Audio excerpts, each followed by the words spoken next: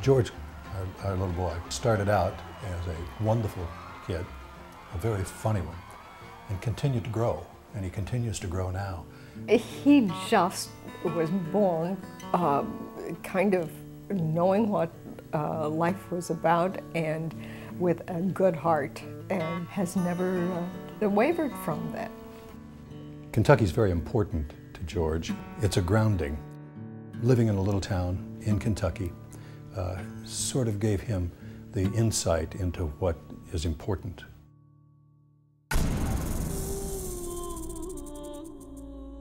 Nicholas Kristof was the one who brought Darfur to our attention, this slow-motion genocide that no one cared about. And when George read about it, he called me and he said, "You know what, Pop?" He says, "Maybe I can stamp my celebrity credit card and go over and see if we can bring some attention to this." A lot of bad things are happening over here right now. My father and I thought we'd come over and take a look for ourselves. And we worry about every one of those people we met and saw, the 35,000 in one refugee camp, the 50,000 in another. We wonder if they're still alive. It is this co-joining of what he is interested in doing and what he can do to make a difference. We haven't found a way to move this up on the priority list, but there is no reason to stop trying.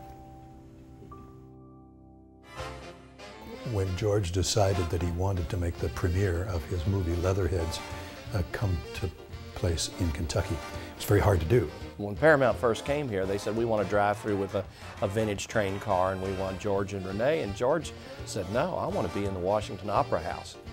And they said, "Well, I don't know that we can do that." And he said, "Well, I'll bring my own personal equipment here to have the premiere."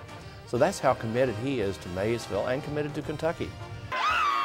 It was magical for the people who were around, because I watched him for 2 hours outside on a freezing cold evening, and Renee Zellweger with him, to work that crowd and to shake every hand and to sign every autograph and to take every picture opportunity that was presented to him. For those of us of a certain age, it was déjà vu, because my sister Rosemary, the very first movie she made, she also wanted it to be premiered in Kentucky, which it was, in 1953. I think the one that we've had the most fun with over the years, and continue to, and that's Oh Brother. My hair. It was just so darn funny. I'm a Dapper Dan man. And It really was. And every time I see it now, I still laugh at it. I still use some of those, "We're in a tight spot." We're in a tight spot. So that was the most fun. As far as the most impressive, obviously Michael Clayton, for which he received an Academy Award nomination for performance, and Good Night, Good Luck, which is dear to my heart because I think it's an example of what journalism, particularly broadcast journalism, is supposed to do and supposed to be. We give him a julep cup for every one of his movies. We put the title on and then make some phrase out of it. And he's going to bankrupt us this fall. This fall, yes.